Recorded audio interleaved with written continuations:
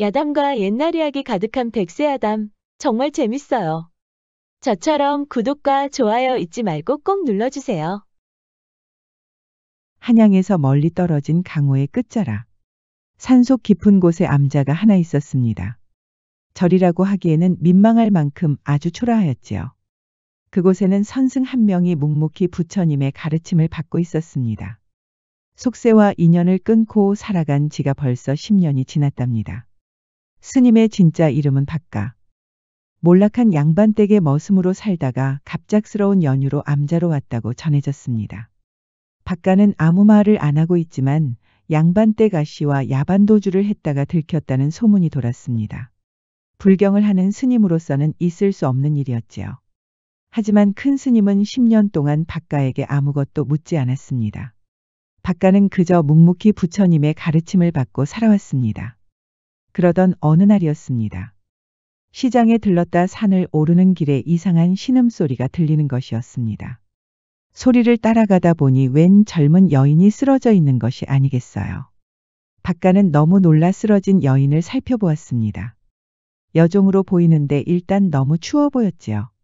박가는 하는 수 없이 옷을 벗어 여종을 덮어주었습니다. 이대로 갔다가는 여종이 얼어 죽을 것은 자명한 것이었지요. 박가는 얼른 여종을 업어서 가까운 동굴로 들어갔습니다. 따스한 체온을 주었더니 벌벌 떨던 여인이 어느새 새근새근 잠을 자는 것이었습니다. 그렇게 스님의 아슬아슬한 하룻밤이 지났답니다. 다음 날 아침에 스님은 그대로 저고리를 입은 채 암자로 돌아왔습니다. 여종 옆에는 비상으로 가져갔던 약주머니를 남겨두고 왔습니다. 여인의 머리에 흐르는 피와 상처는 잘 소독하고 치료하였지요. 큰 스님은 깜짝 놀랐습니다. 박가야, 무슨 연유로 저고리만 입고 돌아왔느냐? 승복은 어디다 두고 왔느냐? 오는 길에 웬 여인이 쓰러져 있었습니다, 스님. 도저히 외면할 수가 없어서 제 승복을 벗어서 입혀주고 왔습니다. 사연을 들은 큰 스님은 고개를 끄덕였습니다. 그래서 하룻밤을 지내고 온 게로구나. 그 여인에게 감사 인사는 받았느냐? 감사 인사가 굳이 필요하겠습니까, 스님? 그 여인이 목숨을 구했으면 그것으로 족하지요. 그렇게 박가는 묵묵히 다시 부처님의 가르침을 받았습니다. 그러던 어느 날 멀끔한 차림의 여인이 암자를 찾았습니다. 이 깊은 산속까지 찾아오는 여인은 처음이었지요. 젊은 스님들은 아름다운 미모의 여인이 나타나니 당황할 수밖에 없었습니다. 이 스님들은 박가에 대한 확인되지 않은 소문으로 자기들끼리 킥킥대곤 하였습니다. 그런데 이 여인이 두리번거리더니 박가 앞에 서는 것이 아니겠어요. 젊은 스님들은 믿기 힘든 얼굴들이었습니다. 여인이 박가 앞에 무릎을 꿇고 고개까지 숙이는 것이었습니다. 이게 대체 무슨 일이오, 낭자? 낭자는 대체 누구시오? 저를 몰라보시겠습니까, 스님? 얼마 전에 저를 동굴로 데려가셔서 목숨을 구하시지 않았습니까? 박가는 그제야 여인을 알아보았습니다. 쓰러진 여인의 창백한 얼굴이 아직도 아른거리고 있었지요. 하지만 지금 암자로 찾아온 여인의 얼굴은 그 누구보다 아름다웠습니다. 저의 목숨을 구해주셨으니 마땅히 보상을 해드려야 한다고 생각합니다. 부디 저를 따라와 주실 수 있겠습니까, 스님? 박가는 큰 스님의 허락을 받고 여인을 따라가기로 했습니다. 영문은 알 수 없었지만 이미 큰 스님에게도 여인의 뜻이 전해진 분위기였습니다. 낭자. 그런데 대체 어디로 가는 것이오? 박가는 여인이 여종이라고 믿었지만 식솔들을 데리고 온 것을 보면 천한 신부는 아닌 것이었습니다. 그저 저만 믿고 따라오십시오, 스님. 그렇게 도착한 곳은 꽤 고급스러운 기와집이었습니다. 역시 내가 잘못 보았구나. 내가 양반댁 따님이라도 구한 것일까? 그런데 지나는 길에 오방색 천 조각이 묶여 있는 것이었습니다. 처마 밑에도 오방색 천 조각들이 달려 있었고 그 밑으로 뭔가 알 수 없는 기운이 뿜어져 나왔지요. 어머니, 스님을 모시고 왔습니다. 방에는 여인의 어머니가 계셨습니다. 그제야 박가가 느꼈던 위화감을 이해할 수 있었습니다. 여인은 바로 무당의 딸이었지요. 이렇게 먼 곳으로 오라고 해서 송구합니다, 스님. 저의 딸을 살려주셨으니 마땅히 은혜를 갚아야 한다고 생각했습니다. 그래서 어쩔 수 없이 이렇게 조용히 모셨습니다. 저야말로 마땅히 해야 할 일을 했을 뿐입니다. 무당의 딸은 사실 천방지축 여인이었답니다. 어머니 말을 듣지 않고 남자들을 만나러 다녔다가 큰 봉변을 당한 것이었지요. 양반댁 도련님이 무당의 딸을 우연히 목격했다가 접근한 일이 있었습니다.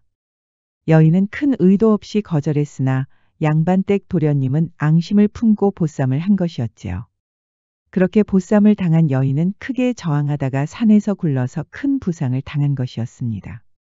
양반댁 도련님이 시키는 대로 보쌈을 한 식솔들은 여인이 무사한지 확인도 하지 않고 도망친 것이었습니다. 저런 몹쓸 놈들을 보았나. 걱정 마십시오, 스님. 그놈들은 조만간 광가에 다 붙잡힐 것이고 그 양반댁 아들도 대가를 치를 것입니다. 그것 참 다행입니다. 무당은 잠시 바깥을 쳐다보더니 의미심장한 미소를 지었습니다. 많은 아픔이 있으신 게로군요. 어떻게든 그 아픔을 극복하시려고 하지만 역시 힘든 일이지요. 무당이 갑자기 고개를 절레절레 저었습니다. 그리고는 혀를 끌끌 차는 것이었지요. 지금 계신 남자는 스님에게 도움이 되지 않습니다. 조만간 하산하셔야 할 것 같습니다. 그게 무슨 말씀이십니까? 제 말대로 하시면 스님은 분명히 큰 부자가 될 것입니다. 그것이 혹시라도 파괴를 하는 한이 있더라도 하셔야 합니다. 그러실 수 있겠습니까? 박가는 도저히 알아들을 수가 없었지요. 은혜를 갚는다고 하여 따라왔더니 하산과 파괴를 논하다니 말이에요. 지금은 이해가 안 가시겠지만 암자로 돌아가시면 곧 아시게 될 것입니다. 그러니 제 말씀대로 하십시오. 하산을 하시면 반드시 우솥에 이 비취용 놀이개를 달고 가셔야 합니다. 그리고 위험하다고 판단이 들었을 때 이 장도 속에 든 칼을 쓰십시오. 박가는 무당의 수수께끼 같은 말에 고개를 갸웃하였습니다. 평소에 박가라면 웃고 넘어갈 농담으로 치부하겠지만 이상한 힘에 끌려 비취용 놀이개와 장도를 받았답니다. 반드시 그 비취용 놀이개와 장도를 잃어버리지 마십시오. 저의 말은 이제 끝났습니다, 스님. 전에는 화포장이셨지요. 박가는 깜짝 놀랐습니다. 어찌 그것을 아십니까? 무당은 또 의미심장한 미소를 지었습니다. 꼭 제 말을 따르십시오. 박가는 귀신에 홀린 얼굴로 암자로 돌아갔습니다. 사실 박가는 훈련도감의 군졸이었습니다. 어릴 때부터 총소리에 감동하여 포수가 되기로 하였지요. 집안에서도 장인이 나올 것이라고 기대가 높았습니다. 하지만 박가의 꿈은 얼마 가지 않아 무너졌습니다. 전란 중에 그만 억울한 여인의 목숨을 빼앗은 일이 있었지요. 적군을 향해 쏜 총알이 빗나간 것이었습니다. 그 충격으로 박가는 식음을 전폐하고 살았습니다. 술로 지내며 소가리를 하다가 여러 번 죽을 고비도 넘겼지요. 그러다 암자로 돌아가 스님이 된 것이었습니다. 대체 그 무당이 어떻게 알았을까? 나는 여기로 오면서 누구에게도 화포장이라는 말을 한 적이 없는데. 암자로 돌아온 박가는 좀처럼 잠이 오지 않았습니다. 무당의 말이 계속 떠오르는 것이었지요. 그러다 무당이 건네준 비취옥 놀이개와 장도를 살펴보았습니다.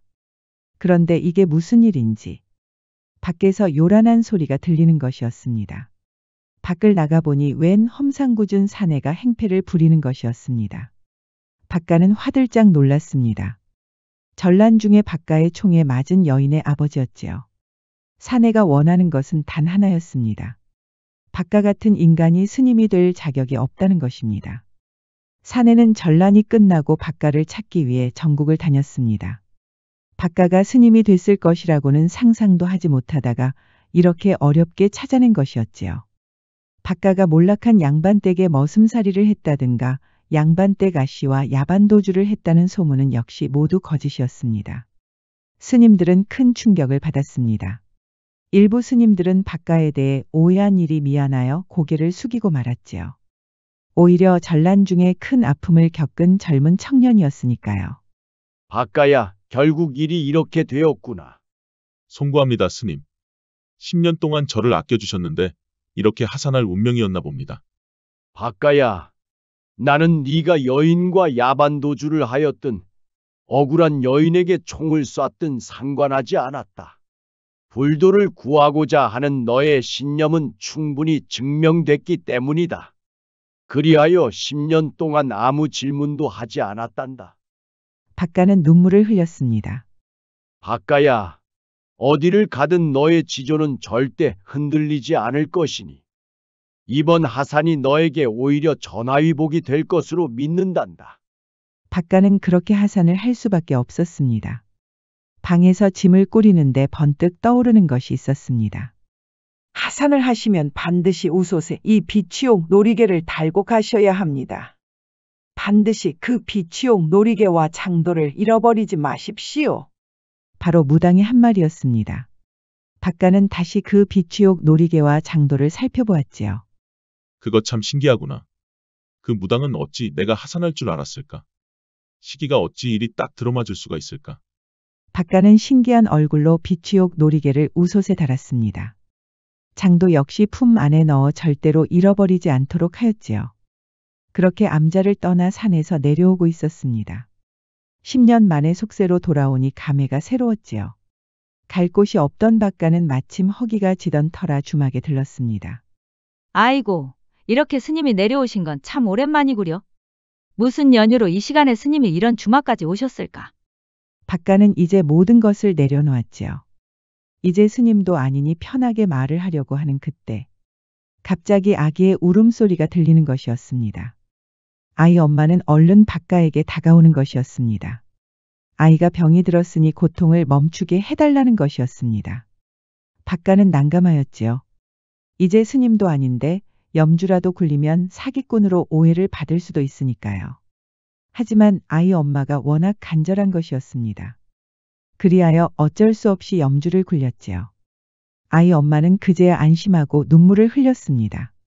신기하게도 아기가 뚝 울음을 그치는 것이었습니다. 아기가 유독 염주 소리를 좋아하고 있었지요. 아이고, 우리 스님. 바쁜 와중에 이렇게 저희 가슴을 적시는구려. 이리 앉으시오. 내가 인심 써서 고기와 막걸리 그냥 드릴 터이니. 박가는 만류하면서도 고기와 먹거리 앞에서 웃음이 떠나지 않았습니다. 이제 나도 입 하나 더는 사내일 뿐인데. 체념하듯 막걸리를 마시고 있는데 갑자기 험상궂은 사내가 박가 앞에 앉았습니다. 아까 염주 굴리는 것은 잘 보았소, 스님. 보아하니 하산하신 것 같은데 혹시 암자에서 무슨 문제라도 일으켰소? 그것이 왜 궁금하오? 다른 게 아니고 내일 아침이면 중국 사신당과 함께 떠날 예정이라오. 관가에서 하는 말이 마음을 다독여줄 스님이 한 명 필요하다고 하여 말이오. 나는 우두머리 사공이라오. 아까 제대로 보셨소. 저는 이제 스님이 아닙니다. 그러자 사내가 킥킥거리며 웃는 것이었습니다. 어차피 누가 날짜 정해준 것도 아닌데 사신단 여정이 끝나고 났을 때 하산해도 되잖소. 그런다고 부처님이 따라와서 혼을 낼 것도 아닌데. 박가는 또 난감하였지요. 사실 이대로 갈 곳이 없어서 머슴살이라도 해야 하나 고민하던 참이었습니다. 돈이 필요하지 않소. 지금 우리도 스님을 빨리 찾아야 해서 골치라오. 그러지 말고 내일 우리랑 함께 가십시다. 다녀오면 돈 두둑하게 챙겨드릴 테니. 그때 주모가 은근슬쩍 오더니 허리로 박가의 몸을 툭 치는 것이 아니겠어요. 내가 다 엿들었구먼. 이제 스님도 아니신데 저하고 여기서 장사하시는 게 어떻겠소? 보아하니 아주 몸집이 좋으시구먼. 그러자 사내가 개걸스럽게 웃는 것이었습니다. 주모한테 안 됐지만 이 사내는 내가 먼저 데려가기로 했소. 사내는 희죽거리며 박가에게 이렇게 속삭였습니다. 여기 동행하려고 별의별 사람들이 온다오. 짐꾼 노릇이라도 하려고 난리란 말이오. 이만한 행운은 없으니 내일 배에 올라타시오. 그리하여 박가는 어쩔 수 없이 사신단과 함께 배에 올라탔습니다. 지방 수령이 잔치를 벌이며 사신단을 반갑게 맞이하는 것이었습니다. 일부 수행원들은 중국에서 큰돈을 만질 요량으로 가지고 가는 짐이 많았습니다. 가벼운 바랑 하나 가져가는 박가는 위화감을 느꼈답니다. 그렇게 한참 배가 중국으로 향하는데 수행원들 몇 명이 박가를 찾아왔습니다. 부처님의 말씀이 필요하다는 것이었지요. 염주를 굴리는 박가는 계속 죄책감이 들었습니다. 중국을 다녀온 이후에 스님을 그만두면 된다고 하지만 양심이 찔리는 것은 어쩔 수가 없었지요. 그런데 수행원들 뒤로 식솔들이 수군거리기 시작했습니다. 박가는 갑자기 심장이 내려앉은 것처럼 철렁하였습니다. 혹시라도 이들 중에 박가가 하산했다는 것을 알고 있는 사람이 있었을까요? 결국 우려했던 일이 터졌습니다. 웬 사내 한 명이 다가와서 이렇게 말하는 것이었습니다. 혹시 이 스님은 하산하신 분 아니신가? 전에 사내가 행패를 부려서 하산했다는 스님이 계셨다고 했는데. 박가에게 위로를 받은 수행원들은 발끈하였습니다. 박가가 하산했다고 하면 사기당한 것이나 마찬가지였으니까요. 그러다가 그만 싸움이 일어났습니다. 박가를 의심하는 사람들과 모함하지 말라는 사람들 사이에서 충돌이 일어난 것이었지요. 이제 그만들 하시지요. 저는 하산한 것이 맞습니다. 순간 배의 분위기는 싸늘해졌습니다. 다들 박가를 노려보고 있었지요. 그리고 이런 소리가 들렸습니다.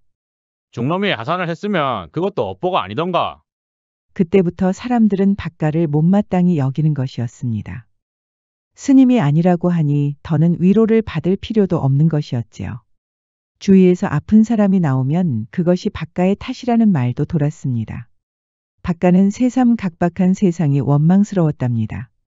그러던 어느 날이었습니다. 갑자기 파도가 거세지더니 비바람이 오기 시작했습니다. 그리고 우려한 대로 무서운 폭풍을 만난 것이었습니다. 그러다 우두머리 사공이 이런 말을 하는 것이었습니다. 우리들 가운데 필시 불길한 사람이 있는 것이 분명합니다. 이런 위험이 닥치면 위아래를 막론하고 입은 옷을 벗어서 그게 누군지 가려내야 합니다. 모두 우솥 한 가지씩 벗어서 바닷속에 던지시지요. 정상인이라면 당연히 옷이 바다 위에 뜰 것이고 불길한 사람이라면 옷이 가라앉을 것입니다. 사람들은 어이가 없었습니다. 가벼운 옷이 물 위에 뜨는 건 너무나 당연한 이치니까요. 박가는 우두머리 사공의 말대로 웃옷을 벗었습니다. 사람들이 한 가지씩 던진 옷들은 자연스럽게 바닷물 위에 뜨는 것이었습니다. 그리고 박가도 웃옷을 던졌지요. 그때 박가는 아차하였습니다. 웃옷에 걸어둔 비취옥 놀이개가 뒤늦게 생각이 난 것이었습니다. 그 무거운 비취옥 놀이개가 걸려 있으니 당연히 웃옷은 가라앉을 수밖에 없겠지요. 박가는 식은땀이 흘렀습니다. 박가의 웃옷이 바닷물 밑으로 가라앉은 것이었습니다. 사람들은 기겁하였습니다. 역시 저놈 때문에 이 배가 부정을 타는 것이었어. 안 그래요? 다들 입이 있으면 말 좀 해보시오. 박가는 크게 당황하였지만 침착하게 해명하려고 했습니다. 내 말 들어보시오. 내 웃옷에는 비취용 놀이개가 걸려 있었소. 던지기 전에 그것을 확인하지 못한 것이오. 하지만 이미 박가에 대해 품은 감정은 쉽게 사라지지 않았습니다. 다들 박가를 거짓말쟁이라고 조롱하는 것이었습니다. 이미 하산했다는 말을 숨겼으니 박가의 말을 누구도 믿으려고 하지 않았습니다. 그 중에 우두머리 사공만이 박가를 애처롭게 바라보고 있었습니다. 박가를 억지로 데리고 온 사람이 우두머리 사공이었으니까요. 한 사람 때문에 우리 모두가 수정을 당할 수는 없는 노릇이오. 저 스님을 당장 물속으로 던져야 우리 모두 목숨을 구할 수 있소.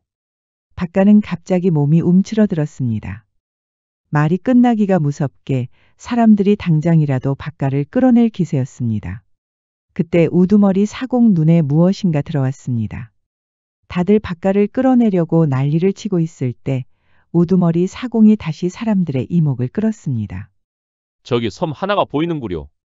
중국을 여러 번 다녀봤지만 여기에 섬이 있는 것은 처음 봤소이다.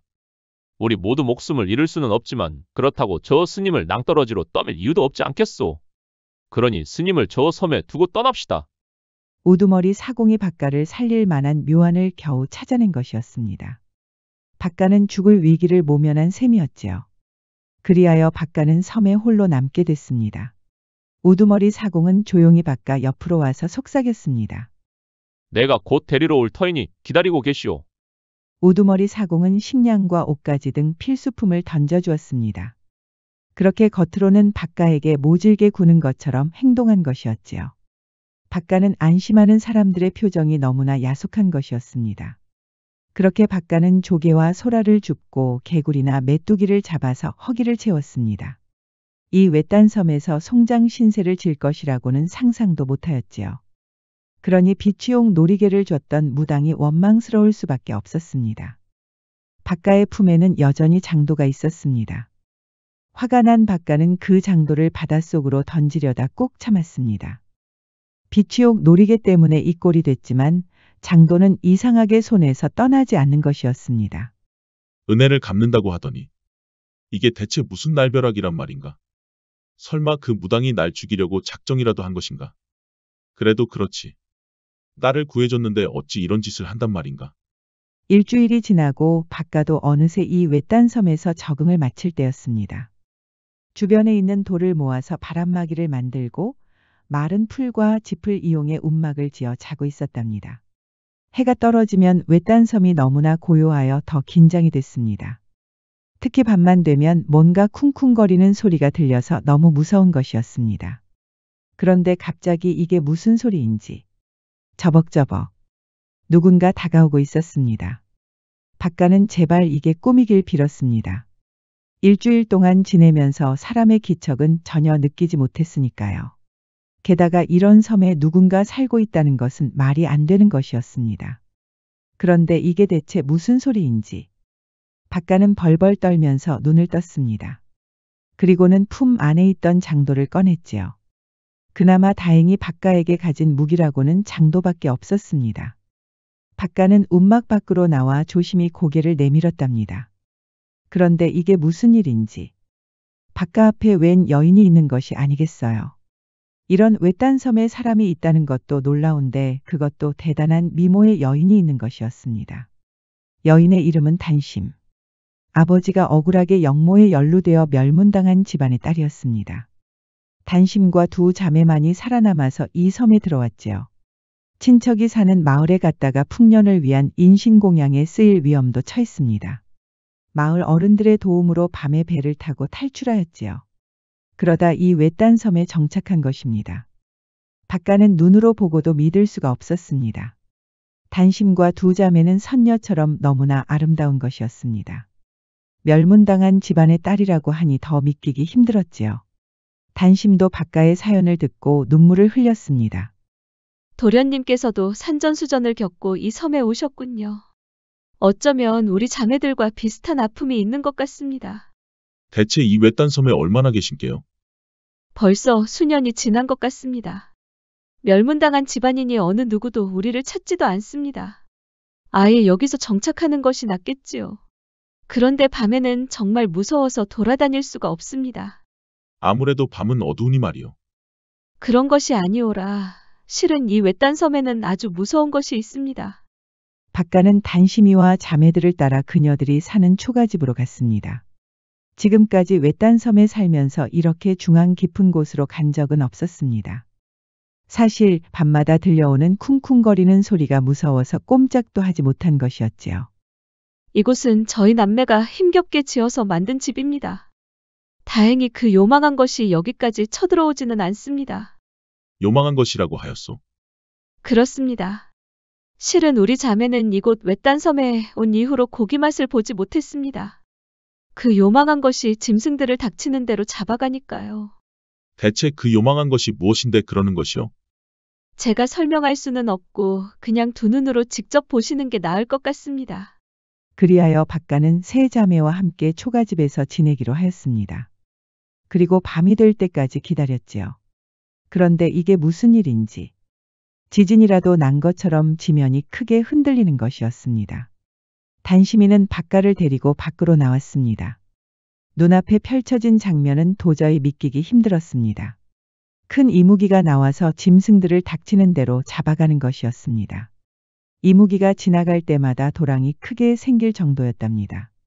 저기 보시면 바위굴이 하나 있습니다. 이무기가 그곳에서 살고 있는 것 같습니다. 저희 자매는 너무 무서워서 근처에 가지도 못하였지요. 그런데 다행히 아직 저희를 발견하지 못한 것 같습니다. 그저 짐승에게만 관심이 있는 것 같습니다. 하지만 저 이무기가 언젠가는 낭자들을 발견할 것이오. 이대로 가면 위험하오. 어쩌겠습니까?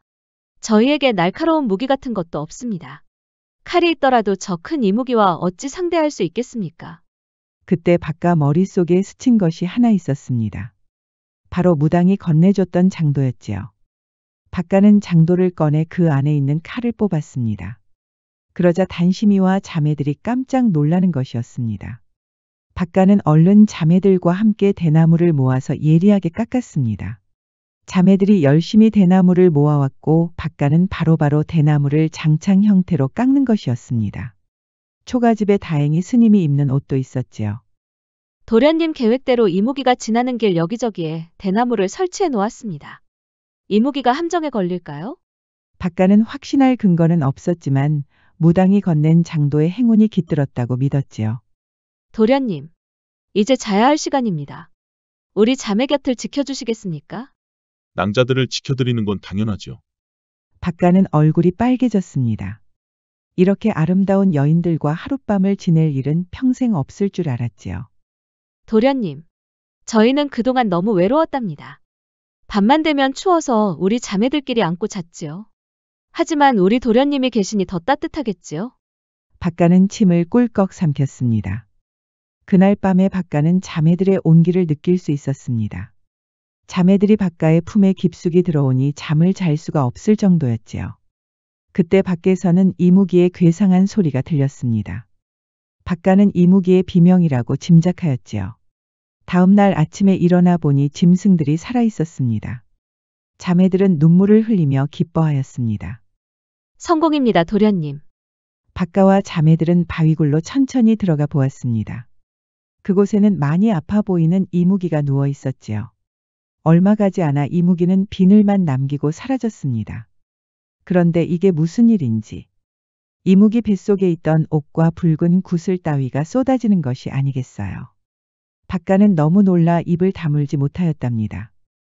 이게 대체 다 무엇이란 말인가? 이게 다 도련님의 업보가 아니겠습니까? 어서 보따리를 가져오시지요. 박가는 신이 나서 보따리들을 가져와 보물을 챙겼습니다. 그렇게 대여섯 포대를 만들었습니다. 도련님, 아마도 이런 날을 위해서 준비한 게 아닐런지요. 사실 자매들은 수년 동안 나무를 모아서 돛담배를 만들었습니다. 저희가 지식이 부족하여 여기까지입니다. 나머지는 도련님이 완성하시지요. 그럼 낭자들도 떠나시는 겁니까? 단심이는 수줍게 미소를 지으며 고개를 끄덕였습니다. 그날 이후로 박가는 열심히 돛담배를 마무리 지었습니다. 그동안 자매들은 짐승들을 잡아서 저녁 밥상에 고기를 올려놓았지요. 밤이 되면 다시 자매들이 박가 품에 안기는 것이었습니다. 안 그래도 추운 겨울이었기 때문에 체온을 주고받는 일은 정말 중요하였지요. 드디어 돛담배가 완성이 되었습니다. 박가와 자매들은 돛담배를 타고 출발하였지요. 그렇게 다시 조선 땅을 밟았답니다. 도련님, 드디어 조선 땅으로 돌아왔군요. 이게 다 낭자들 덕분이요. 낭자들 덕분에 내가 이렇게 살아 돌아올 수 있었어. 무슨 말씀이셔요? 이게 다 도련님의 업보랍니다. 그때였습니다. 저 멀리서 누군가 박가를 부르며 뛰어오는 것이었습니다. 바로 우두머리 사공이었지요. 이보시오 파괴승 양반. 어떻게 여기를 돌아오신 게요? 그보다 어찌 나를 찾으러 오지 않은 게요. 나와 분명히 약속하지 않았어. 말도 마시오. 파괴승 양반 찾으려고 아무리 돌아다녀도 그 섬이 보이지 않았단 말이오. 박가는 웃음만 나왔습니다. 나를 섬에 두고 떠났으면서 그것이 지금 변명이 된다고 생각하시오. 그냥 무서워서 도망쳤다고 하면 될 것을. 하지만 우두머리 사공은 펄쩍펄쩍 뛰는 것이었습니다. 정말이라니까. 정말 미치겠네. 내가 분명히 파괴승 양반 구하려고 배를 띄웠다니까. 그런데 섬이 진짜 안 보였다 이 말이오. 우두머리 사공은 함께 배에 탔던 사람들까지 부르려고 했습니다. 걱정 마시오 사공 양반. 어찌되었든 난 이렇게 돌아오지 않았어. 저기 낭자들 아니었으면 내가 죽을 뻔하였어. 인사하시오. 그런데 이게 무슨 일인지. 뒤를 돌아보니 함께 왔던 단심이 자매들이 보이지 않는 것이었습니다. 돛담배는 멀쩡히 있는데 자매는 없는 것이었지요. 박가는 단심이와 자매들을 찾았지만 도통 보이지 않는 것이었습니다. 그 주변을 뛰어다니며 샅샅이 뒤져도 소용이 없었습니다. 단심이와 자매들이 연기처럼 사라진 것이었습니다. 이상한 일은 또 있었습니다. 박가가 이상하여 조정을 통해 알아보았더니 단심이라는 이름을 가진 여인은 없다는 것이었습니다. 멸문당한 양반 집안도 조사했지만 그 집안에 단심이라는 여인도 없었지요.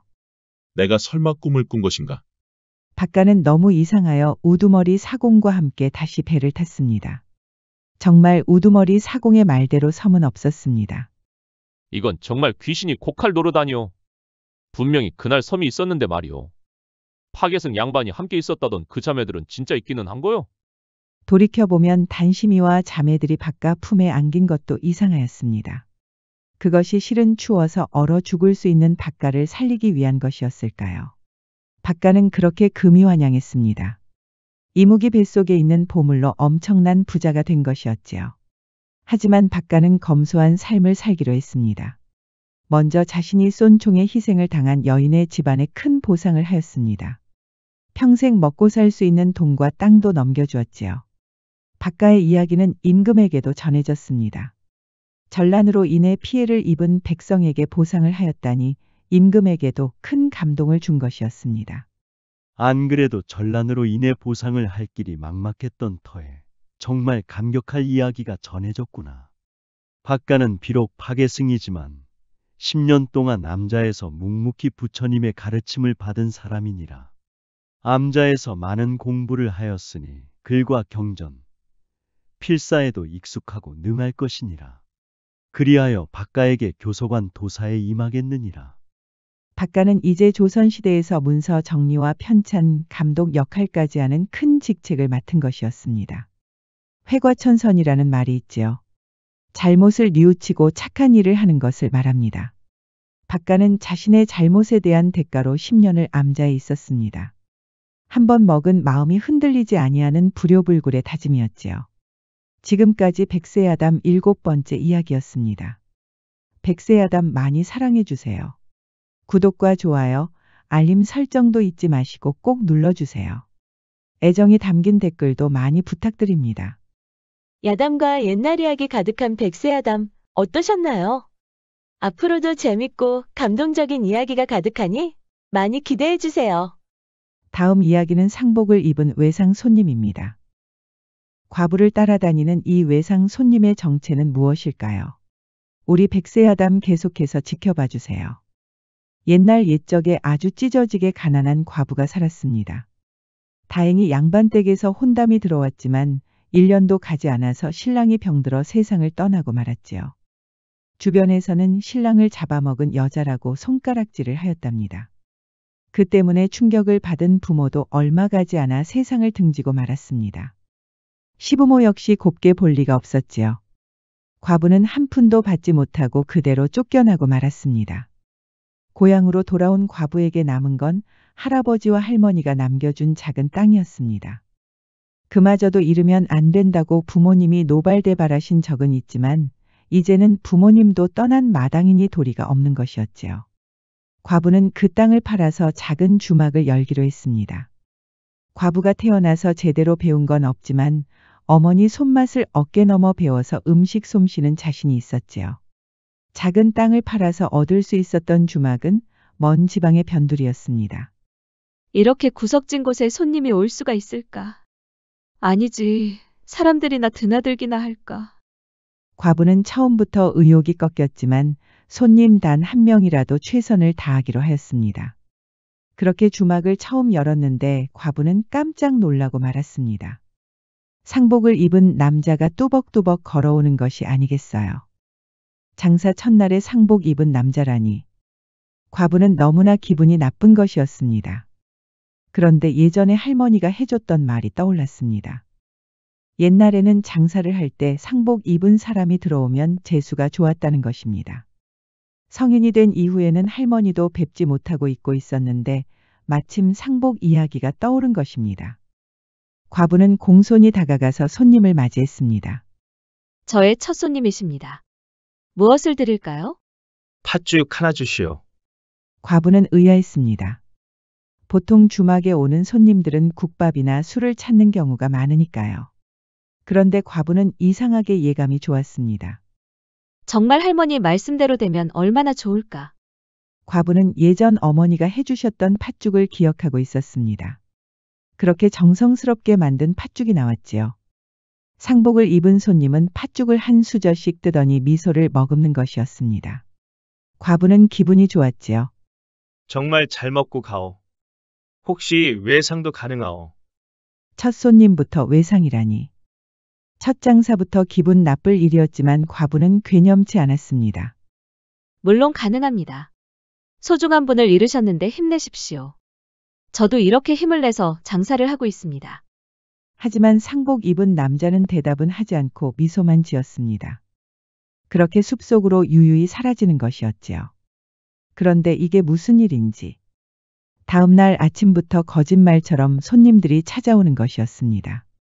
처음에는 산책을 왔다가 다리를 삔 할아버지가 찾아오시더니 여행을 갔다가 길을 잃은 총각과 처녀, 친구를 만나러 갔다가 경치를 보러 왔다는 선비. 하나둘씩 묘한 사연을 가지고 찾아온 것이었지요. 사람들마다 가슴이 따뜻해지는 이야기까지 전해주니 과부는 하루하루가 지치지도 않았답니다. 그렇게 일주일이 지나고 다시 상복 입은 남자가 나타났습니다. 팥죽 하나 주시오. 과부는 숨을 삼키고 얼른 부엌으로 들어갔습니다. 분명히 행운을 가져다주는 손님이지만 이상하게 긴장이 되는 것이었지요. 손님, 여기 팥죽 가져왔습니다. 그런데 술이나 국밥은 필요 없으신지요? 저는 팥죽 하나면 됩니다. 고맙소. 과부는 이 과묵한 손님에게 이상하게 호기심이 갔답니다. 상복만 아니라면 아주 멀끔한 사내로 보이는 것이었지요. 팥죽 잘 먹었습니다. 오늘도 외상을 하려고 하는데 괜찮겠소. 과부는 복이라도 달아날까 얼른 고개를 끄덕였습니다. 물론입니다, 손님. 팥죽은 얼마든지 있으니 또 찾아오십시오. 그렇게 다음날 아침에도 손님들이 찾아오기 시작했습니다. 이렇게 변두리에 손님들이 끊이지 않는다는 것은 정말 신기한 일이었지요.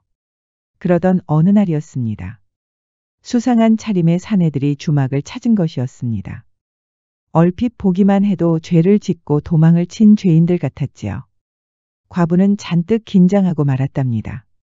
사내들은 신경질적으로 국밥과 술을 먹더니 서로 싸움을 시작하는 것이었습니다. 그 사람을 죽이지 말았어야 했다든가 그것까지 왜 훔쳐야 했냐는 등 듣기만 해도 끔찍한 소리로 다투는 것이었습니다. 이 사내들은 산적들이었습니다. 산적들은 자기들끼리 행한 과오를 놓고 다투더니 급기야 과부에게 위협을 가하는 것이었습니다. 대체 이게 무슨 짓들이오? 주모도 우리가 우스운가?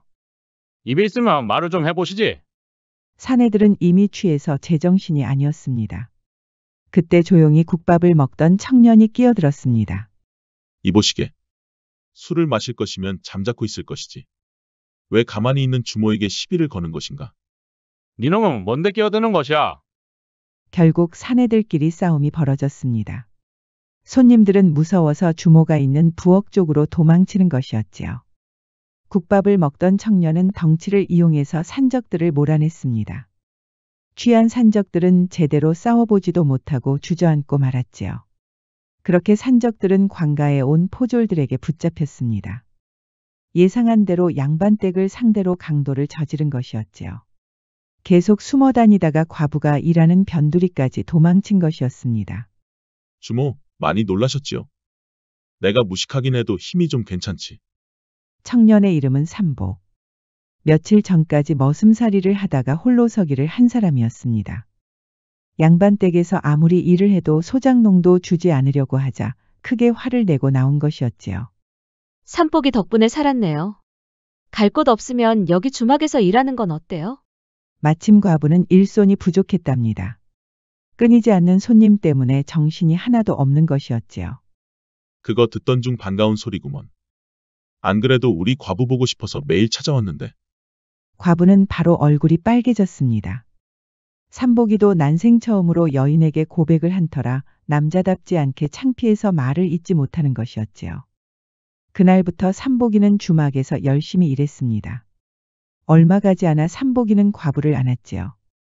그렇게 두 사람은 사실상 부부나 마찬가지였습니다. 삼복이 역시 아내가 있었지만 고단한 노비 생활에 지쳐 떠나고 말았답니다. 삼복이는 이제 여인과의 정은 없다고 믿었지만 과부를 보고 생각이 달라진 것이었지요. 추운 계절이 가고 봄이 왔습니다. 과부도 잊고 살았던 상복 입은 남자가 찾아온 것이었습니다. 아이고 손님. 이게 얼마만이에요? 그동안 잘 지내신 것 같소, 주모. 오늘도 역시 팥죽이죠. 과부가 정성스럽게 팥죽을 만드는 동안에 삼복이는 의심스러운 눈초리로 다가왔습니다. 저 상복 입은 기분 나쁜 남자는 누구요? 과부는 싱글싱글 웃는 것이었습니다. 절대 기분 나쁜 남자 아니니 삼복이는 신경 쓰지 마세요. 상복 입은 남자는 이번에도 팥죽을 천천히 음미하며 먹는 것이었습니다. 역시 주모 솜씨는 여전하구려. 그동안 어디 계셨습니까, 손님? 이번에도 상을 치르신 것을 보아하니 또 소중한 분을 잃으셨나 봅니다. 하지만 상복 입은 손님은 미소만 짓고 대답하지 않았답니다. 이번에도 외상을 하려고 하는데 괜찮겠어? 우리 주막은 이제 먹고 살만하니까 염려하지 마십시오. 나중에 여유가 있으실 때 갚으셔도 됩니다. 그렇게 상복 입은 손님이 돌아갔습니다. 그런데 삼복이가 그 앞길을 가로막는 것이었습니다. 이보시오 손님 양반. 듣자 하니 전에도 외상을 했다고 하던데 자꾸 그렇게 버릇 들면 못 쓰는 것이오. 그러자 상복 입은 손님의 눈이 예리하게 빛나는 것이었습니다. 여전히 과묵한 얼굴이었지만 이상하게 그 묘한 눈빛에서는 위엄이 넘치는 것이었지요. 삼복이는 그만 흠칫하여 뒤로 물러나고 말았습니다. 상복 입은 손님은 그렇게 또 숲속으로 유유히 사라졌습니다. 저거 뭐하는 놈이야. 아주 기분 나쁜 놈일세. 그렇게 며칠이 지나고 상복 입은 손님이 다시 나타났습니다. 손님, 또 오셨군요. 어서 앉으세요. 얼른 팥죽 하나 내올 테니. 오늘은 갚으러 온 것이오, 주모.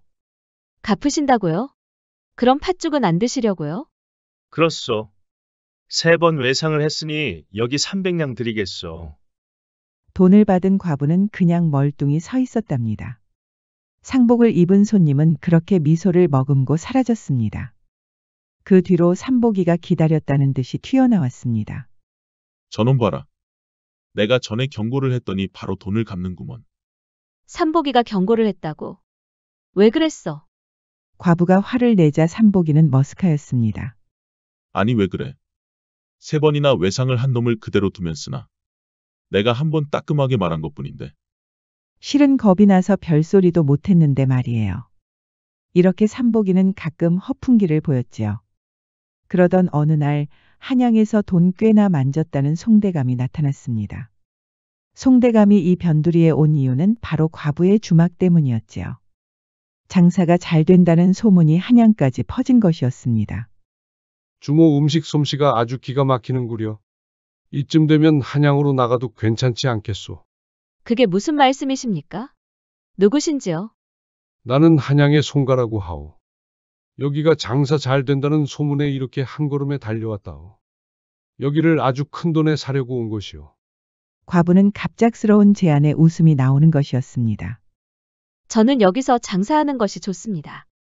난생 처음으로 행복이라는 것도 느낀단 말입니다. 그런데 어찌 이곳을 팔 수가 있겠습니까? 만냥이면 팔 수 있겠소. 만냥이라고 하니 과부는 깜짝 놀라는 것이었습니다. 애구머니나. 이 주막이 그만한 가치가 있단 말입니까? 그때 뒤에서 듣고 있던 삼복이가 뛰어왔습니다. 지금 분명히 만냥이라고 하였습니다. 과부는 놀라서 삼복이의 옆구리를 찌르는 것이었습니다.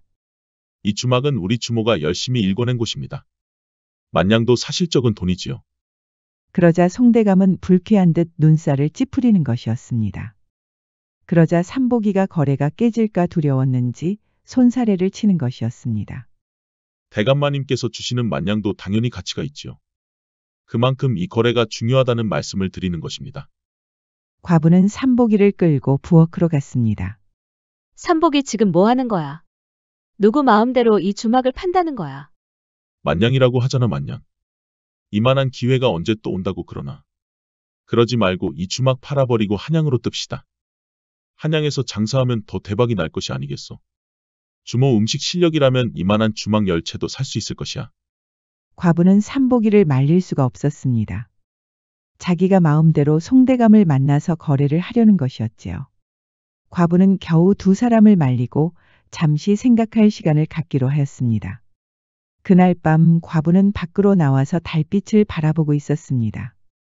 그때 상복을 입은 손님이 나타난 것이었습니다. 손님이 어찌 이 시간에? 팥죽 하나 드릴까요? 아무래도 주모가 만들어준 팥죽은 잊을 수가 없어서 왔구려. 하루 종일 울적했던 과부는 상복 입은 손님에 활짝 웃는 것이었습니다.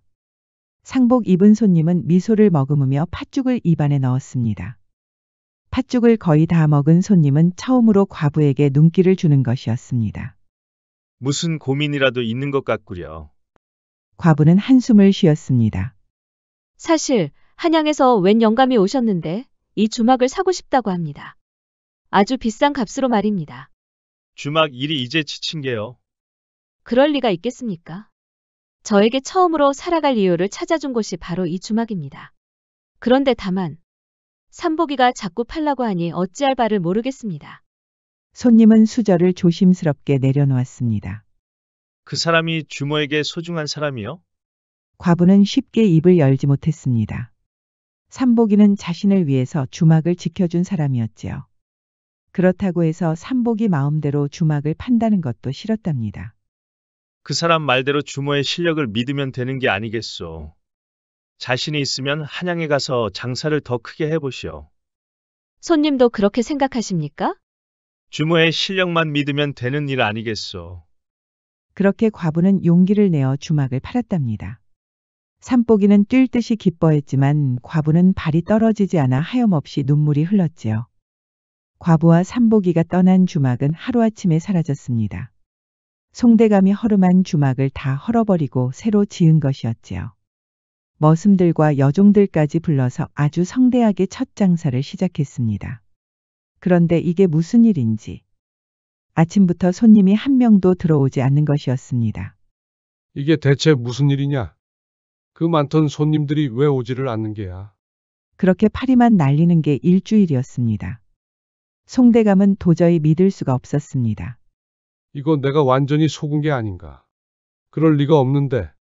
분명히 한양까지 소문이 날 정도로 장사가 잘 되지 않았는가? 분명히 이 두 눈으로 똑똑히 봤는데 말이야.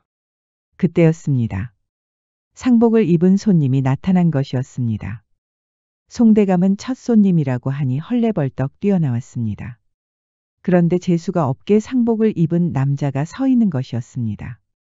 송대감은 어이가 없었지요. 팥죽 하나 주시오. 송대감은 불쾌한 듯 헛기침을 하고 방으로 들어갔습니다. 손님은 팥죽을 수저로 떠서 입안에 넣었습니다. 그런데 그 기분 좋은 미소는 찾을 수가 없었지요. 역시 과부의 손맛을 잊을 수가 없는 것일까요? 손님은 결국 팥죽을 모두 먹지 못하고 일어섰습니다.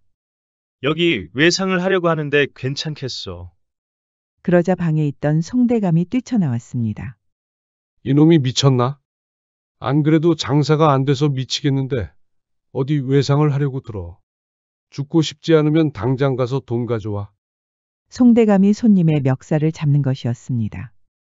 그런데 손님은 전혀 당황하는 기색이 없었습니다. 그 묘한 눈빛에 송대감도 겁을 먹은 것이었습니다. 그렇게 상복을 입은 손님은 숲속으로 유유히 사라졌습니다. 정말 재수옴 붙었구먼. 장사도 안 되는데 첫 손님이 상복을 입었다니. 게다가 외상이라니. 기가 차는구먼.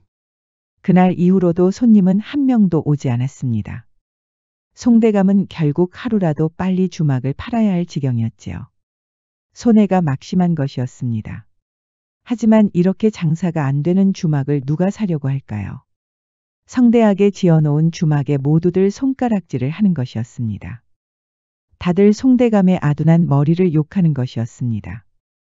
그리고 과부는 주막을 하나 새로 장만하고 큰 기와집도 구할 수 있었습니다. 이제는 삼복이의 어엿한 아내가 되었답니다. 이제는 마님으로 불러야겠네요.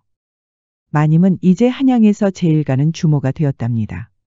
변두리에서 성공하여 한양으로 진출했다고 하니 그 인기는 조정까지 전해졌습니다. 삼복이는 돈이 생기니 그동안 없었던 처세술을 마음껏 부리는 것이었습니다. 지방 관아의 말단 관직인 서리에 오른 것이었습니다. 내 이름이 왜 삼복이인지 이제 알겠구먼. 부인을 만난 것이 첫 번째 복이요. 주막을 판 것이 두 번째 복이요. 이렇게 관직에 오른 것이 바로 세 번째 복이 아니겠는가. 마님은 삼복이가 잘 되니 덩달아 기분이 좋았답니다. 하지만 지방 변두리에 있던 주막은 여전히 마음속에 남아 있었지요. 그러던 어느 날이었습니다. 삼복이는 백성에게 군역을 대신하여 포를 걷는 군포를 수납하고 있었습니다. 그런데 실제보다 많은 양을 걷어서 차익을 빼돌리고 있었습니다. 황곡을 관리하는 과정에서도 서류상 공물을 늘려 잡거나 가짜 이름을 올려놓았습니다. 그리고는 실물을 자신만이 알고 있는 창고에 몰래 옮겨놓은 것이었지요. 삼복이는 대체 왜 이런 짓을 벌인 걸까요? 과거 양반댁에서 죽도록 머슴살이를 했지만 아무런 대가도 받지 못했던 탓일까요? 소장농이라도 기대했던 삼복이었습니다. 이름대로 복이 타고난 줄 알았지만 현실은 그렇지 못한 것이었지요. 습관적으로 무시를 당한 삼복이에게 드디어 권력이 생긴 것이었습니다. 돈에 집착하게 된 이유였지요. 하지만 꼬리가 길면 잡히는 법입니다. 삼복이는 그렇게 횡령한 것이 들통이 나서 죽을 날만 기다려야 했습니다. 쌀 100가마와 배 100피를 변상하면 목숨을 구할 수 있지만 도저히 방법이 없는 것이었습니다. 사정을 들은 마님은 믿을 수가 없었습니다. 평소 허풍기가 있다고 생각했지만 이 정도로 크게 일을 벌일 줄은 몰랐지요. 삼복이의 빚을 갚으려면 이 주막을 통째로 팔아야 했습니다. 마님은 억울해서 눈물이 흘렀고 삼복이는 매일같이 넋을 빼놓고 밖을 나다니는 것이었습니다. 부인 볼 면목이 없는 것이었습니다. 마님은 돈도 걱정이었지만 삼복이가 잘못된 생각을 하는 것은 아닌지 걱정이 드는 것이었습니다. 그러던 어느 날이었습니다. 주막에 상복 입은 손님이 나타난 것이었습니다. 아이고 손님. 이게 대체 얼마만이에요? 주모 잘 계셨어. 주모가 만든 팥죽 생각에 이렇게 한양까지 왔어. 마님은 마치 희망이라도 찾은 것처럼 팥죽을 만들었습니다. 손님은 팥죽 한 수저를 뜨더니 바로 미소를 지었습니다. 역시 주모의 팥죽은 따를 사람이 없구려. 하지만 마님은 마냥 좋을 수만은 없었습니다. 걱정이 있으신 게로군요. 마님은 신랑과 집안의 일이었지만 묘한 분위기에 손님에게 결국 다 털어놓았습니다. 그리고는 눈물을 흘리고 말았지요. 주모가 걱정하는 것이 정확히 무엇이오? 저는 다 괜찮다고 생각합니다. 사람이 살아가다 보면 실수를 할 수도 있고 그래서 돈을 다 잃을 수도 있지요. 그럼 다시 열심히 일해서 돈을 벌면 된다고 생각합니다. 그럼 무엇이 걱정이오?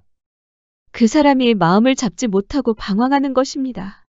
오늘도 연못에 가서 매일 넋을 놓고 있으니 제가 너무 답답합니다. 어찌해야 다시 초심으로 돌아와서 정신을 차릴지. 그러자 손님은 이렇게 말하는 것이었습니다. 내일 진흙탕이 잔뜩 묻은 빗자루 하나를 연못 근처에 놓으시오. 마님은 너무 뜬금없는 말이라서 제대로 알아듣지 못했지요. 방금 무엇이라고 하셨습니까?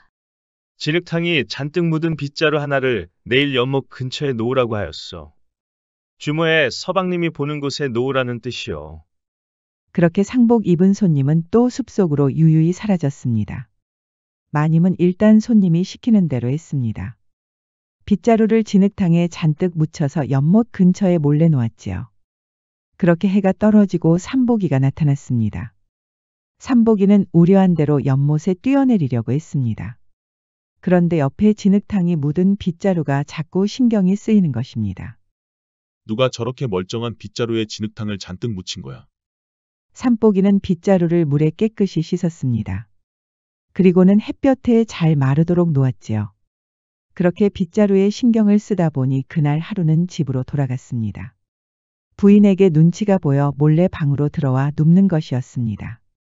그런데 다음날 연못으로 갔더니 빗자루가 없는 것이었습니다. 깨끗한 빗자루를 누가 가져갔나 하는데 웬 노인이 천천히 다가오는 것이 아니겠어요. 빗자루에 손을 댄 사람이 자네인가? 그렇소만. 영감께서는 누구신지. 이 동네에서 본 적이 없는 것 같은데. 그러자 노인은 털털하게 웃는 것이었습니다. 내가 그 빗자루의 주인이라네. 누가 그렇게 깨끗이 씻겨놨는지 너무 고마워서 말이야. 겨우 빗자루 가지고 뭘 그러십니까? 앞으로는 조심하십시오. 삼복이가 그렇게 떠나려고 하자 노인이 이렇게 말하는 것이었습니다. 보아하니 근심이 많아 보이는데 나한테 설명해 주지 않겠나? 내가 이래 봬도 재주가 있어서 무슨 일이 있어도 은혜는 갚는다네. 겨우 빗자루로 말입니까? 울적하던 삼복이는 모처럼 웃음이 나왔습니다. 실은 그 빗자루는 보통 빗자루가 아닐세. 바로 도깨비의 빗자루야. 도깨비라고 하니 삼복이는 또 웃음이 터졌지요. 지금까지 들은 농 중에 가장 재미가 없고 지루했습니다. 이만 가보겠습니다, 어르신. 갚아야 할 것이 있는 겐가? 쌀과 배 정도는 내가 해줄 수 있는데 말이야. 그러나 삼복이는 눈이 번쩍 뜨렸습니다. 정말이십니까? 정말. 쌀과 배를 빌려주실 수 있겠습니까? 무려 100가마와 100필입니다. 노인은 또 털털하게 웃는 것이었습니다. 내가 그동안 일만 열심히 살아서 그 정도는 해결해 줄 수 있다네. 빗자루 깨끗이 씻겨주었다고 이런 보상이라니. 사실 말도 안 되는 일이었지만 삼복이는 그런 것을 따질 여유가 없었습니다. 말씀만 하십시오, 어르신. 뭐든지 할 테니 제발 그 쌀과 배를 빌려주십시오. 빌려주다니. 나는 지금 자네에게 보상을 해주려는 것이야. 내 말대로만 하면 원하는 쌀과 배를 주겠네. 삼복이는 노인이 시키는 대로 구할 수 있는 만큼 쌀과 배를 구했습니다. 그리고는 다음 날 관청으로 갔지요. 관청 창고에서 기다리고 있으면 원하는 것을 얻을 수 있다고 하였지요. 어르신은 대체 언제 오시는 겐가? 삼복이는 애가 탔습니다. 조만간 관리를 맡은 아전이 올 것이 뻔하였으니까요. 그런데 이게 무슨 일인지. 답답해서 가마를 열어보니 쌀이 이상하게 많이 들어있는 것이었습니다. 쌀을 조금씩 빼내고 보니 벌써 50가마를 훌쩍 넘기는 것이었습니다. 삼복이는 귀신에 홀린 듯 계속 쌀을 펐습니다. 그랬더니 거짓말처럼 쌀 100가마가 된 것이 아니겠어요. 배도 마찬가지였습니다. 마침 아전이 들어왔고 삼복이는 빚을 모두 갚았답니다. 삼복이는 뛸 듯이 기뻐했습니다. 바로 부인에게 달려가서 손을 잡고 좋아했지요. 역시 내 복은 여기서 끝이 아니었구먼. 사연을 들은 마님은 번뜩 상복 입은 손님이 생각이 났습니다. 이번에도 저를 도와주셨군요. 마님은 눈물을 흘렸고 삼복이도 기분이 좋아 넙죽 엎드려 눈물을 흘리는 것이었습니다. 그러던 어느 날 마님이 한참 장사를 하고 있는데 송대감이 찾아왔습니다. 지방 변두리에 있는 주막을 샀던 그 송대감이었습니다. 송대감은 다짜고짜 화를 내는 것이었습니다. 감히 나를 속였겠다. 그게 무슨 말씀이십니까, 대감? 어쩐지 그 작은 지방의 변두리에서 장사가 잘 된다는 게 이상하다 했지. 왜 나한테 말하지 않은 겐가? 설마 그 놈하고 정이라도 통한 겐가? 그놈이라니. 그게 무슨 말이오? 옆에서 장작을 패던 삼복이도 화가 나서 끼어들었습니다. 그놈 말이야. 그 상복 입은 도깨비. 그러자 주막 안에서는 정적이 흘렀습니다. 짐작하고 있던 마님도 얼굴이 창백해지는 것이었습니다. 그런데 옆에 있던 삼복이가 불같이 화를 내는 것이었습니다. 그게 무슨 말도 안 되는 소리야. 장사가 안 되면 당신 실력이 문제인 거 아니야. 도깨비라니. 기가 차서 말도 안 나오네. 그렇게 송대감을 간신히 내쫓았습니다. 손님이 없어지고 한가해지자 삼복이가 먼저 말문을 열었습니다. 그 상복 입은 손님이 도깨비라니. 그게 정녕 사실이란 말인가? 도깨비라니 말이 되는 소리를 해야죠. 하지만 마님의 얼굴에서는 이미 도깨비라는 것을 짐작한 눈치였습니다. 역시 그랬구먼. 어쩐지 장사가 잘 되는 것도 그렇고 빗자루 하나 씻었다고 그 많은 쌀과 배를 갚아준 것도 그렇고 모두 그 도깨비가 한 짓이 아닌가? 근데 당신은 왜 이렇게 화를 내는 거예요? 도깨비가 그랬다고 해도 우리를 구해준 은인이잖아요. 사실 삼복이는 질투심이 폭발한 것이었습니다. 도깨비와 정이 통했다는 송대감의 말이 계속 귓가에 맴돌고 있는 것이었지요. 마님은 어이가 없었지요. 허풍기가 있고 속이 좁다는 것은 알았지만 이 정도일 줄은 몰랐던 것입니다. 그날 이후로 삼복이는 또 정신을 차리지 못하고 방황하는 것이었습니다. 부인을 안지도 않고 외박하는 일도 잦았지요. 그렇게 마님은 마음고생을 하다가 실신을 하는 것이었습니다. 주막은 그렇게 장사를 접어야 했고 삼복이도 마음을 잡지 못하여 이리저리 떠돌아다니는 것이었습니다. 삼복이는 그렇게 떠나버렸습니다. 연못에 몸을 던졌다는 소문도 있었지만 어느 누구도 알 수가 없었지요. 마님은 하염없이 눈물을 흘렸습니다. 그렇게 매일 눈물을 흘렸고 마른 눈물은 눈가 근처에 머물렀답니다. 마님은 앞이 흐릿하여 장사를 할 수 없을 지경이었지요. 그러던 어느 날 상복을 입은 손님이 나타났습니다. 마님은 앞이 흐릿했지만 상복 입은 손님이라는 것은 알 수 있었지요. 손님 오셨군요. 그런데 송구해서 어째요? 이제는 제가 눈이 흐릿해서 팥죽을 만드는 것이 어렵습니다. 걱정 마시오, 주모. 환한 불빛이 있으면 눈이 보일 것이오. 상복 입은 손님이 손을 천천히 펼치자 그 안에서 푸른 불꽃이 타오르는 것이었습니다.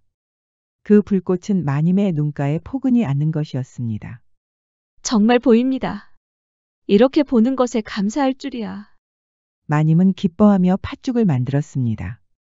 상복 입은 손님은 변함없이 팥죽을 입으로 가져갔지만 이번에는 고요하고 울적한 눈빛을 하는 것이었습니다. 주모는 내가 누군지 궁금하지 않소? 누가 되었든 그게 무슨 상관이겠습니까? 손님께서 저를 도와주셨으니 그냥 저에게는 은인입니다. 상복 입은 손님은 처음으로 눈물을 흘렸습니다. 앞에 있던 마님도 같이 눈물을 흘렸지요. 그럴 때마다 푸른빛이 깃들면서 눈을 보호해 주는 것이었지요. 그렇게 주모는 다시 장사를 시작했습니다. 예전에 있었던 지방 변두리로 돌아온 것이었지요. 마님의 사연이 전해지면서 손님의 발길이 끊이지 않았습니다. 이제 마님이 아니라 다시 과부로 불러야겠네요. 과부는 완전히 초심으로 돌아왔습니다. 이제 나이가 들고 힘도 빠지고 있지만 손님들의 응원 덕분에 지칠 수가 없었습니다. 그동안 다시 과부의 주막을 탐내는 양반들이 많았습니다. 어떻게든 팔라고 협박을 하는 양반도 있었지요. 과부를 보쌈하려고 괴한들이 들이닥치기도 했지만 그럴 때마다 푸른 불꽃이 수호신이 되어 구해준 것이었습니다. 이후에 그 주막은 푸른 불꽃이 지켜주는 곳이라는 소문이 났습니다. 자연스럽게 도깨비 터라는 소문도 돌았지요. 하지만 소문은 또 소문일 뿐. 그런 소문이 돌 때마다 손님들은 더 늘어났습니다. 그렇게 세월이 흘러 과부는 나이가 들었답니다. 여전히 지칠 줄 모르고 주막을 운영하고 있었지요. 나이가 들어 눈이 흐릿하지만 여전히 푸른 불꽃이 과부의 눈을 밝혀주고 있었습니다. 그 뒤로 한 노인이 지켜보고 있었습니다. 바로 빗자루의 주인이었지요. 노인은 바로 상복 입은 손님이 둔갑한 것이었습니다. 주모가 하늘로 떠날 때까지 내가 계속 지켜드리리다.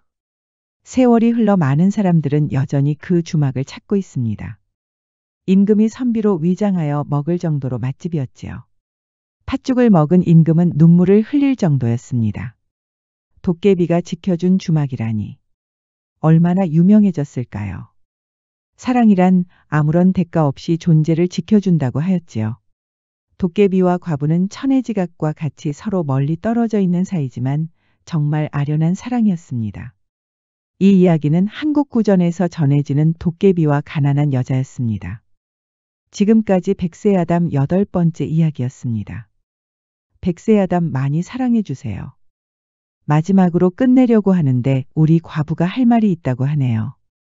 우리 도깨비의 아련한 사랑을 계속 보고 싶으시다면 구독과 좋아요, 알림 설정도 잊지 마시고 꼭 눌러주세요. 애정이 담긴 댓글도 많이 부탁드립니다. 야담과 옛날 이야기 가득한 백세야담 어떠셨나요? 앞으로도 재밌고 감동적인 이야기가 가득하니 많이 기대해주세요. 다음 이야기는 호랑이 형님의 효심입니다. 호랑이의 감동적인 효심 이야기를 계속 지켜봐 주세요. 우리 백세야담 많이 사랑해 주세요. 옛날 옛적에 강진이라는 남자가 살고 있었습니다.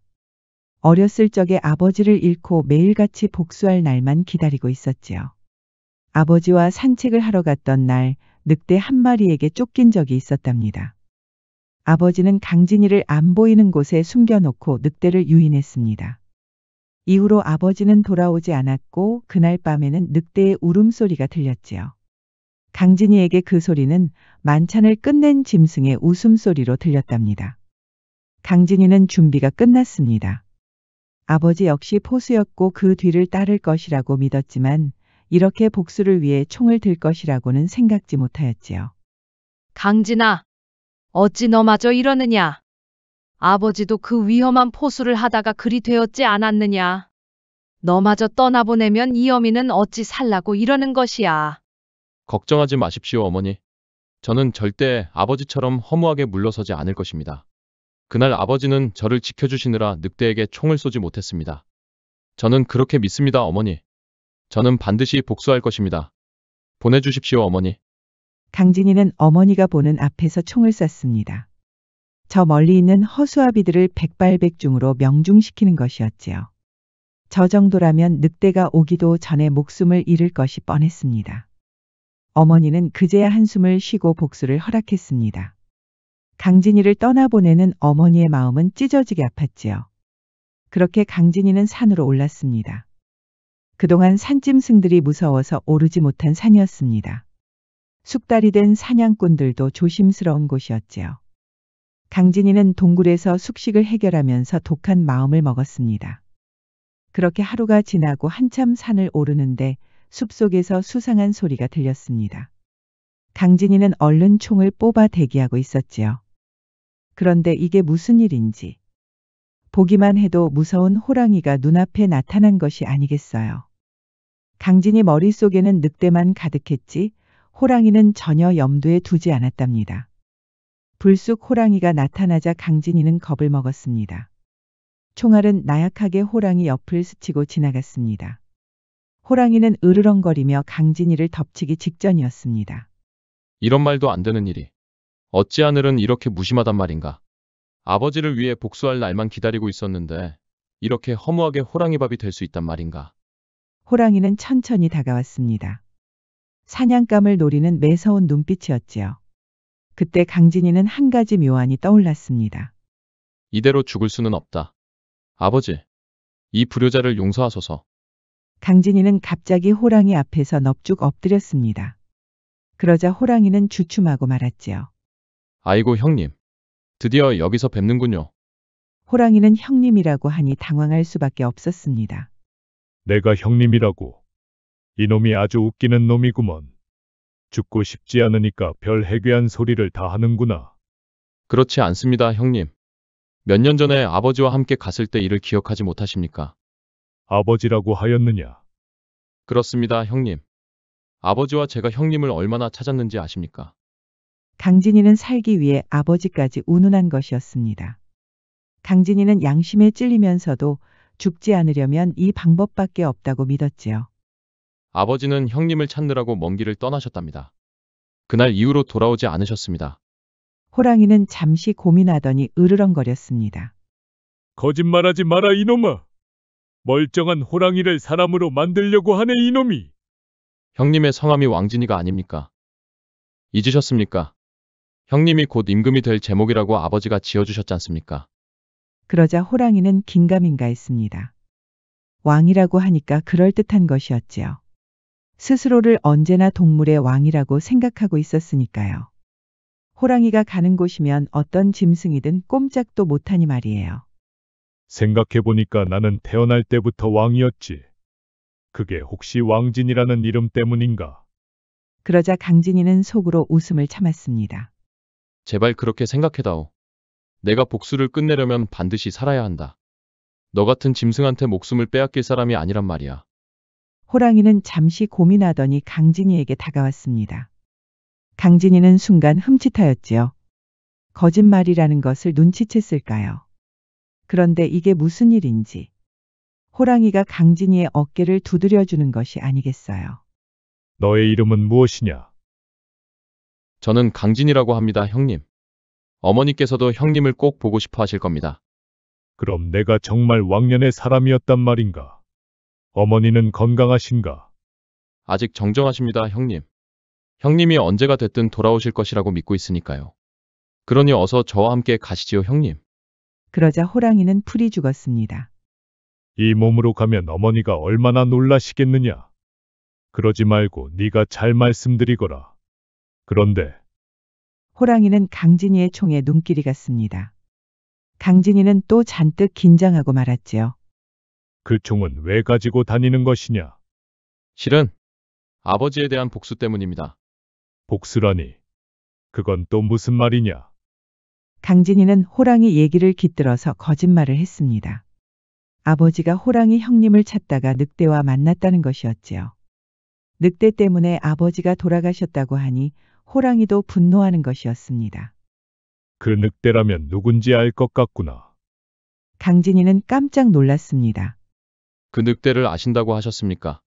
강진아, 너의 마음은 충분히 이해하지만 그 늑대는 조심해야 한다.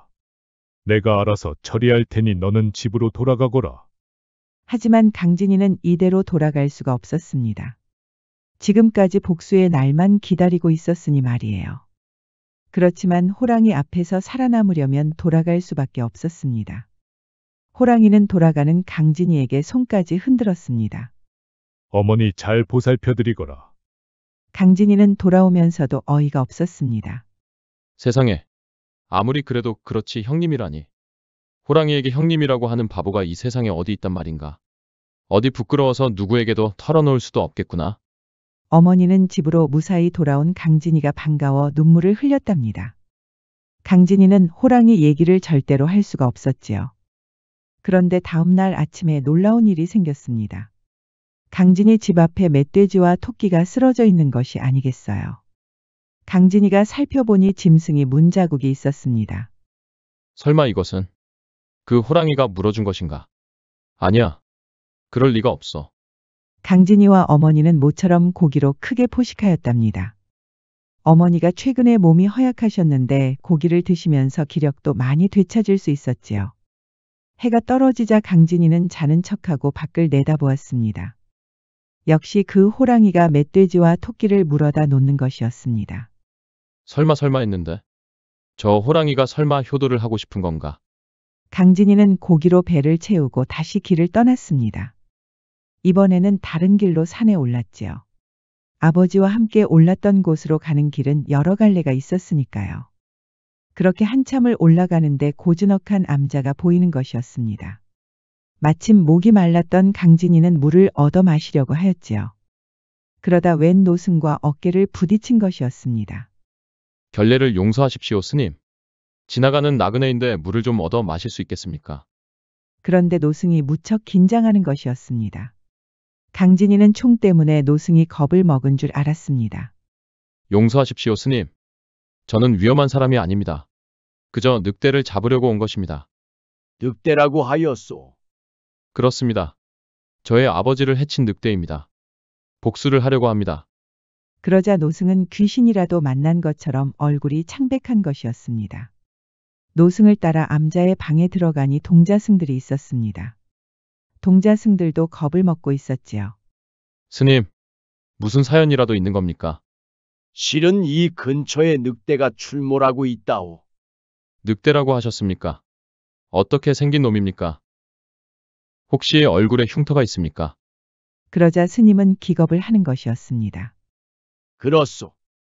그 늑대의 얼굴에 흉터가 있어. 자네는 그 늑대를 얻지 않은가?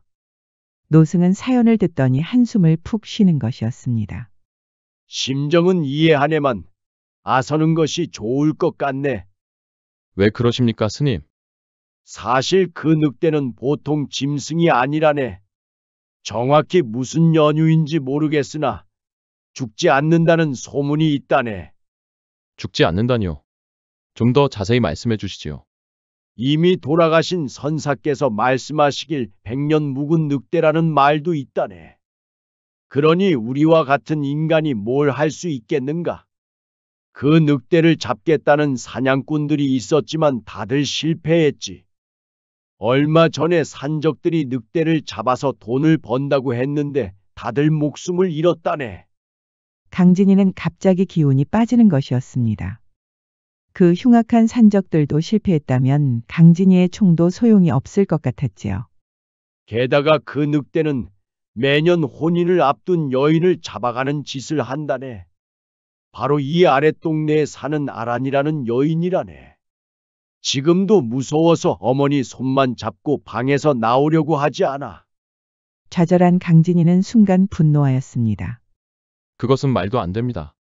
어찌 그런 사실을 알고도 방치할 수가 있습니까? 절대로 용서할 수가 없습니다. 제가 죽는 한이 있어도 이 총으로 맞서고야 말겠습니다. 그러자 노승의 얼굴에 화색이 도는 것이었습니다. 사실 이것은 우리 선사께서 말씀하신 것이라서 확실하지는 않네만 어서 말씀하십시오, 스님. 선사께서 말씀하셔서 전해지기를 금강경을 외워서 말하면 그 늑대가 힘을 못 쓴다고 했다네. 그게 가능한 일입니까? 본래 금강경은 우주의 진리를 전하는 경전으로 늑대와 같은 사악한 음기를 정화하는 힘이 있다네. 경전을 외우면 호법신이 보호해준다는 말은 내가 어릴 때부터 많이 들었지. 그럼 해보면 되는 일 아닙니까? 자네도 알다시피 나는 이미 나이가 들었고 눈도 흐릿해서 그럴 힘이 없네. 금강경은 반드시 글자 하나도 틀리지 말고 외워야 한다네. 단 한 자라도 틀리면 본인뿐만 아니라 소중한 사람을 잃게 된다는 말이 있다네. 소중한 사람을 잃는다면? 이미 금강경을 외우려고 한 스님이 한 분 계셨네. 외우는 것을 실패해서 본인뿐만 아니라 남몰래 정을 통한 여인도 목숨을 잃었지. 물론 그것을 금강경 때문이라고 확신할 수는 없지만 말이야. 그럼 이렇게 손 놓고 늑대가 여인을 잡아가길 기다리시는 겁니까?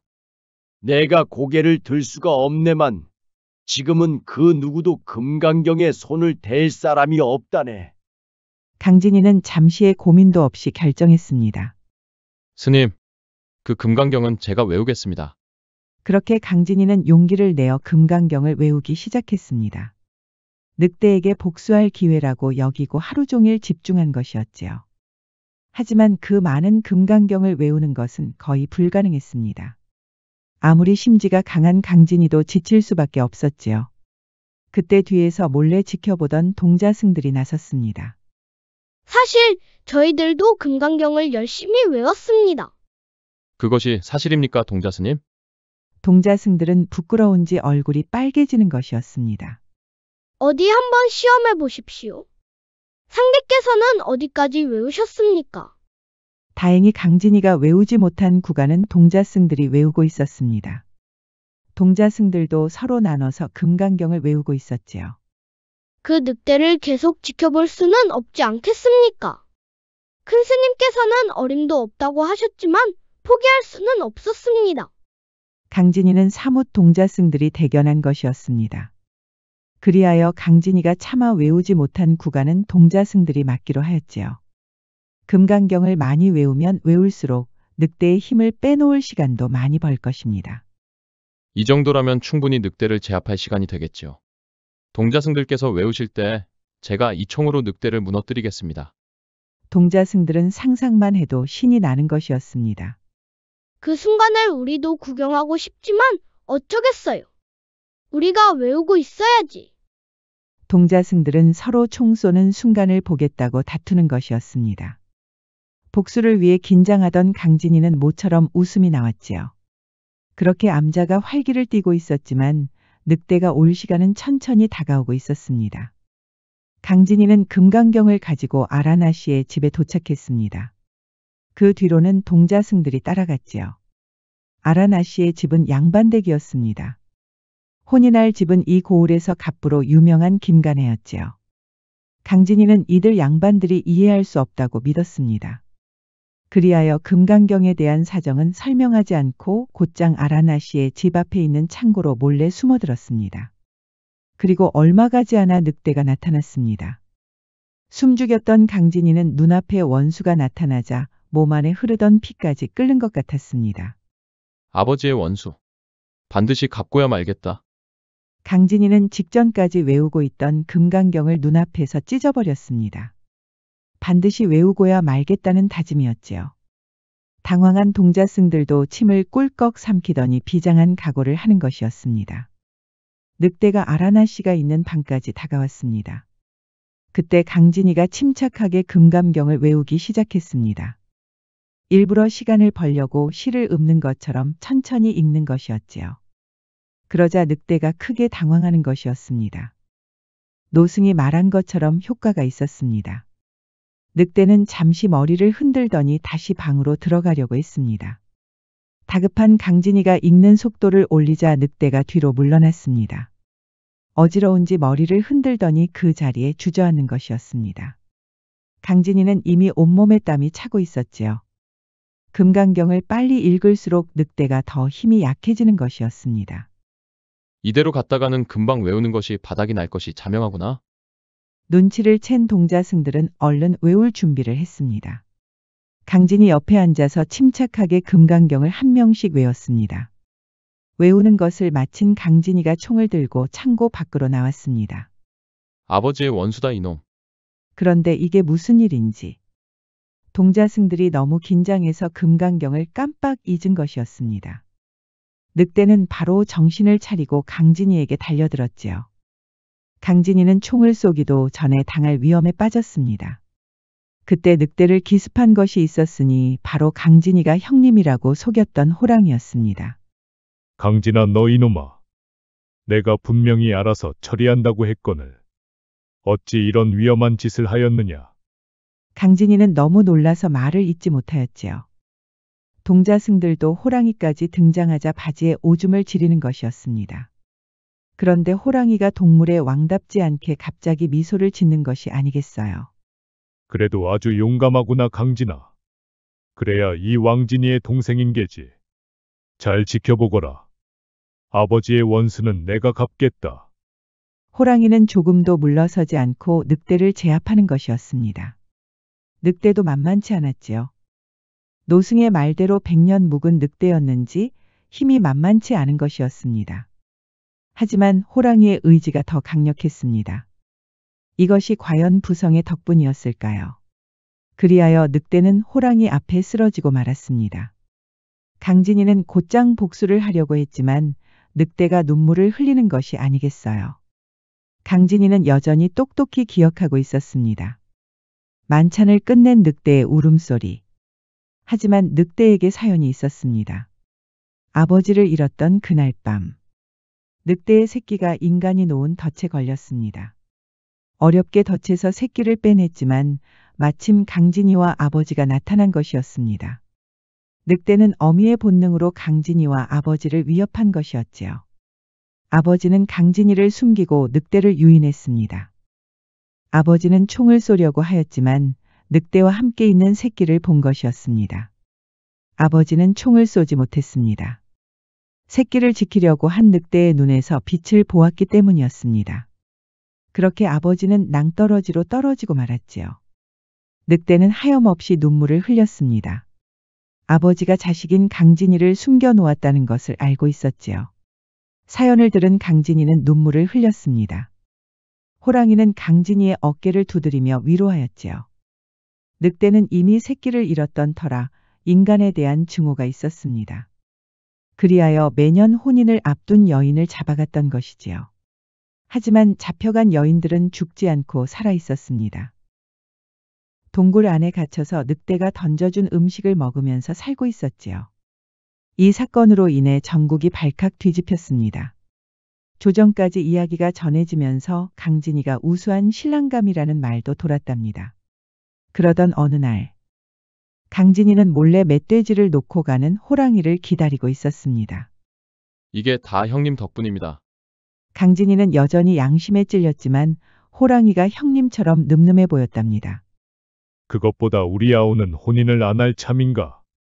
지금 전국에서 강진이만큼 잘난 신랑감이 없다고 하던데. 강진이는 호랑이와 혼담 이야기를 할 줄은 꿈에도 몰랐습니다. 호랑이는 강진이의 어깨를 두드려주는 것이었습니다. 전에 네가 구해준 아란이라는 아씨는 어떠냐? 내가 보니까 절세미인이던데. 네가 괜찮다고 하면 내가 한번 밀어보마. 강진이는 웃음이 터지는 것을 겨우 참았습니다. 형님께서 어찌 밀어주신다는 겁니까? 부끄러워서 그러는구나. 사내라면 정정당당하게 나가야지. 바로 나처럼 말이다. 강진이는 결국 웃음이 나왔습니다. 그렇게 호랑이와 함께 세상이 떠나랴 실컷 웃는 것이었지요. 이렇게 된 마당이니 더는 어머니에게 말 못할 이유가 없었습니다. 이미 어머니께서도 짐작은 하고 계셨지요. 그러니까 네 말은 호랑이를 형님이라고 속였다는 말이더냐? 그렇습니다, 어머니. 아버지에 대한 복수만 생각하다 그만. 그 자리에서 절대로 죽을 수가 없었습니다, 어머니. 그러자 어머니는 눈물을 흘리는 것이었습니다. 세상에나. 그런데 그 호랑이가 효도를 하겠다고 매일같이 멧돼지와 토끼를 놓고 간다는 것이 아니더냐. 호랑이의 효심이 이렇게 깊은 줄은 몰랐구나. 그래. 그 호랑이 이름을 뭐라고 했다고? 왕진이 형님이라고 했습니다. 어머니는 웃음이 나오면서도 호랑이의 효심이 너무나 기특한 것이었습니다. 그래, 강진아. 아주 잘했다. 너무 자책하지 말거라. 지금까지 그런 것처럼 왕진이 형님으로 깍듯이 모시거라. 강진이 역시 호랑이의 효심에 감격하여 눈물이 흐르는 것이었습니다. 놀랍게도 호랑이의 예감은 적중했습니다. 다음 날 아침에 아라나 씨가 찾아온 것이었습니다. 저는 도련님과 혼인하고 싶습니다. 강진이는 얼굴이 다 새빨개졌습니다. 이제 아버지에 대한 복수도 끝났으니 더는 혼인을 미룰 이유도 없었지요. 하지만 아란이와 혼인할 예정이 있던 김간애에서 가만히 있지 않았습니다. 김간의 아들이 분노하여 강진이를 찾아온 것이었습니다. 네 놈이 늑대를 잡았다는 얘기는 들었다만 나는 그것을 모두 믿지는 않는다. 분명히 속임수가 있었을 게야. 늑대를 잡는데 무슨 속임수가 있다는 것이오. 그거야 우리가 겨뤄보면 알 수 있지 않겠나? 나도 그렇게 질질 끄는 것을 별로 좋아하지 않는다네. 그러니 내기를 해서 지는 사람이 깨끗이 아란 낭자를 포기하는 것으로 하지. 그동안 포수로 살았던 강진이라서 뭐든지 이길 자신이 있었습니다. 김간의 아들이 제안한 내기는 바로 가장 큰 멧돼지를 가장 빠르게 잡는 것이었지요. 관가에서 나와서 심판을 받습니다. 강진이는 산을 오르면서 총 쏘는 연습을 했기 때문에 자신이 있었습니다. 그런데 이게 무슨 일인지. 강진이가 산을 다 오르기도 전에 호랑이가 나타난 것이었습니다. 강진아 이놈아. 괜히 힘쓰지 말고 내가 가져다주는 멧돼지를 쓰거라. 아이고 형님. 어찌 그런 얕은 수를 쓰란 말입니까? 저는 정정당당히 이기고 싶단 말입니다.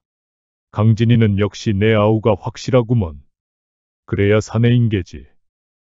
강진이는 약속대로 가장 큰 멧돼지를 가장 빠르게 잡았답니다. 심판을 보는 관가에서도 인정할 수밖에 없었지요. 그날 밤 승리를 자축한 강진이는 술에 취해 골아떨어졌습니다. 옆에는 어머니가 자고 있는 강진이를 어루만지며 웃고 있었습니다. 그리고 호랑이가 몰래 집 밖에서 지켜보고 있었습니다. 어머니, 저도 어머니의 자식이온데 이렇게 호랑이의 몸이니 만나뵐 수 없사옵니다. 저의 불효를 용서하소서. 호랑이는 그렇게 어머니가 보이지 않는 곳에서 큰절을 올렸습니다. 어머니가 무슨 소리가 들려 밖을 보았을 때는 호랑이가 이미 떠난 뒤였지요. 그런데 강진이에게 또 안 좋은 소식이 전해졌습니다. 영희정의 집에서 아란 아씨에게 혼담을 넣은 것이었습니다. 아무리 강진이가 유명해졌다고 하지만 영희정의 집이라면 얘기가 달라지겠지요. 영희정은 익히 임금과 가까운 관계로 알려져 있어 아라나 씨의 집에서도 욕심이 났습니다. 하지만 지조가 있는 아라나 씨는 강진이를 포기하지 않았답니다. 그리하여 영희정의 집에서도 내기를 하기로 하였지요. 그런데 그 내기가 참으로 말도 안 되는 것이었습니다. 강진이한테 말을 타고 연못을 건너가라는 것이었지요. 이건 말도 안 됩니다. 어찌 그런 말도 안 되는 내기를 할 수가 있습니까? 게다가 영희정의 아들이라는 작자는 말도 타지 않겠다는 거 아닙니까? 강진이도 분노할 일이었지만 아라나 씨의 지조에 그저 흐뭇하였지요. 낭자가 이렇게 얘기해주는 것만으로도 위로가 되는구려. 어떻게든 낭자와 혼인할 터이니 염려하지 마시구려. 어쩌실 생각이십니까? 말을 타고 그 널따란 연못을 어찌 건넌단 말입니까? 강진이는 자신있게 말했지만 사실 뾰족한 수가 없었습니다. 그렇게 밤새 고민하고 있는데 호랑이가 나타났습니다. 강진아, 이번에야말로 이 형님의 뜻대로 하렴. 형님한테 좋은 생각이 있습니까? 말을 타고 연못을 건너야 합니다. 호랑이는 풀이 죽은 강진이의 어깨를 두드려 주었습니다. 염려하지 말거라. 너는 그냥 내기하는 날에 대기만 하고 있거라. 그럼 모든 것이 해결될 터이니 말이야. 강진이는 의아했지만 호랑이 말대로 내기 장소에 갔지요. 연못은 보기만 해도 넓었답니다. 사람이 잘못 들어갔다가 수장될 수도 있었지요. 그때였습니다. 저 멀리서 당나귀 한 마리가 오는 것이었습니다. 주인도 없는 당나귀가 성큼성큼 다가오니 고을 사람들도 모두 놀란 것이었지요. 그런데 이 당나귀가 강진이 앞에 오는 것이 아니겠어요. 강진아, 형님이다. 강진이는 기겁하였습니다. 누구시라고요? 형님이라고 하잖느냐. 잠시 당나귀 가죽을 빌린 것이니라. 강진이는 너무 황당해서 말을 잇지 못했습니다. 호랑이가 당나귀 가죽을 쓰고 오다니. 사람들한테 들킬까 두려웠지만 다행히 눈치를 채는 사람들은 없었지요. 여보시오, 강진이. 자네 설마 그 나약한 당나귀를 타고 연못을 건너려는 것은 아니겠지. 고을 사람들은 말이 끝나기가 무섭게 웃음바다가 됐습니다. 완전히 조롱거리가 된 것이었지요. 그 와중에 호랑이만 키득키득 웃고 있었습니다. 당나귀 가죽을 쓴 호랑이가 웃고 있다니. 강진이도 황당해서 웃음만 나왔습니다. 강진아, 어서 타거라. 강진이는 어쩔 수 없이 호랑이 등에 탔습니다. 호랑이는 일부러 순한 양의 얼굴을 하고는 냅다 연못을 건너는 것이었습니다. 어찌나 발이 빠른지 그 짧은 시간 동안 부력을 유지하는 것이었습니다. 고을 사람들은 눈 깜짝할 사이에 일어난 일에 모두들 입을 벌리고 말았답니다. 그렇게 강진이는 내게에서 이겼습니다. 당나귀는 수줍게 웃으며 그 자리에서 떠났지요. 일부 사내들이 저 당나귀를 잡아야 한다면서 쫓아갔습니다. 천리마가 당나귀로 환생했다는 등 말도 안 되는 소문들이 돌았지요. 그렇게 강진이는 호랑이 덕분에 아란이와 혼인할 수 있었습니다. 아란이가 혼인한 날 호랑이는 저 멀리서 또 외롭게 지켜보고 있었지요. 어머니, 가족으로서 함께 못해서 송구합니다. 강진아, 잘 살아야 한다. 호랑이는 눈물을 흘리며 숲속을 헤맸습니다. 호랑이는 늘 혼자였고 앞으로도 계속 혼자 지낼 수밖에 없겠지요. 호랑이는 참을 수 없는 슬픔에 빠졌습니다. 그러던 어느 날, 그만 경계를 늦추고 말았지요. 이것이 무엇이란 말이냐? 내가 한심하게 인간의 덫에 걸리다니. 인간이 파놓은 함정에 빠진 것이었습니다. 파놓은 함정은 워낙 깊어서 뛰어넘을 수 없을 정도였지요. 호랑이가 잡혔다는 소식이 전해지자 고울이 난리가 났습니다. 이 소식은 당연히 강진이 귀에도 들어갔지요. 강진이는 얼른 호랑이가 빠진 함정으로 뛰어갔습니다. 호랑이가 빠진 함정 주변으로는 사람들이 모여 있었습니다. 다들 호랑이를 빨리 없애야 한다고 난리였습니다. 안 됩니다. 이 호랑이는 죽이면 안 됩니다. 아니, 그게 무슨 말이야. 호랑이를 죽이면 안 된다니. 그놈이 우리 고을 사람들을 얼마나 죽였을지 누가 알아. 아닙니다. 이 호랑이는 절대 위험하지 않습니다. 제 목숨을 구해준 호랑이란 말입니다. 그러자 주변에서 강진이를 조롱하는 것이었습니다. 호랑이가 인간의 목숨을 구해줬다니. 말도 안 되는 소리였으니까요. 그러자 강진이가 이렇게 말하는 것이었습니다. 좋습니다. 그럼 제가 직접 저 함정에 들어가겠습니다. 호랑이가 저를 해치지 않으면 풀어주신다고 약속하십시오. 사람들은 너나 할 것 없이 강진이에게 손가락질을 하였습니다. 다들 강진이가 미쳤다는 것이었지요. 하지만 강진이는 주저하지 않고 함정으로 뛰어내렸습니다. 사람들은 기겁하여 함정 밑을 내려다보았습니다. 강진아, 이 형님이 미련하게도 경계를 게을리하였구나. 이게 다 부덕의 소치구나. 이렇게 바보 같으니 인간으로 살 수가 없었던 모양이다. 그래서 이렇게 호랑이로 살 수밖에 없나 보다. 아닙니다, 형님. 그런 말씀 마소서. 강진이는 호랑이를 처음으로 안았습니다. 지켜보던 고을 사람들은 비명을 질렀지요. 그렇게 약속대로 호랑이는 풀려났지만 고을 사람들은 곧장 사냥을 시작했습니다. 인간과 정을 통하는 호랑이는 있을 수 없는 것이었지요.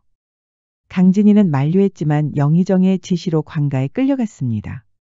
내기에서 진 영의정의 아들이 여전히 세민한 것이었지요. 호랑이는 인간들의 사냥에 온몸이 만신창이가 되었답니다. 저 사람들을 해치면 우리 강진이와 어머니는 더 곤란해지겠지. 호랑이는 계속 그렇게 도망 다녔고 결국 고을 사람들은 사냥을 포기했습니다. 강진이도 특별한 죄가 없다 보니 결국 풀려났지요. 그러던 어느 날이었습니다. 숨어 다니던 호랑이가 숲속을 헤매고 있었습니다. 강진이와 어머니가 너무나 보고 싶은 것이었지요. 어머니, 이 불효 자식이 산삼을 가지고 갑니다. 조금만 기다리십시오. 몸이 많이 안 좋아진 호랑이는 비틀거리고 있었습니다.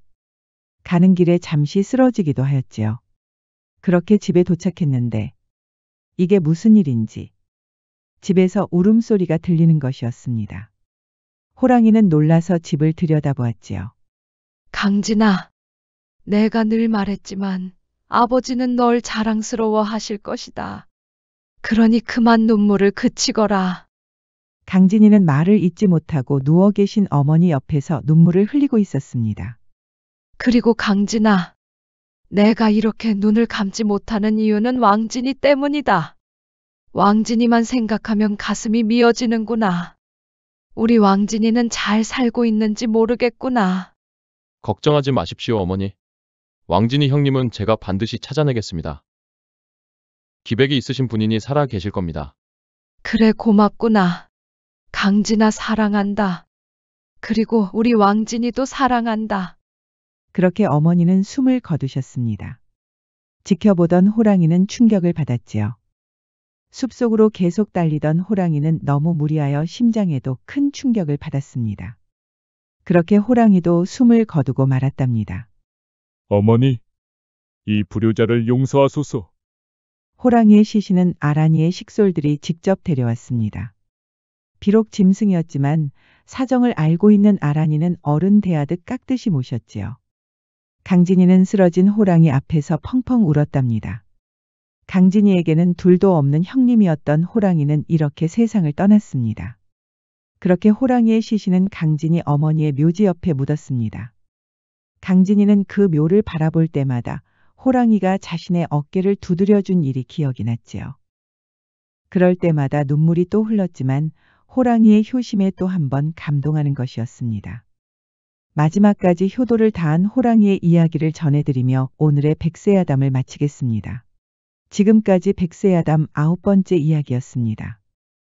백세야담 많이 사랑해주세요. 구독과 좋아요, 알림 설정도 잊지 마시고 꼭 눌러주세요. 애정이 담긴 댓글도 많이 부탁드립니다. 야담과 옛날 이야기 가득한 백세야담 어떠셨나요? 앞으로도 재밌고 감동적인 이야기가 가득하니 많이 기대해주세요.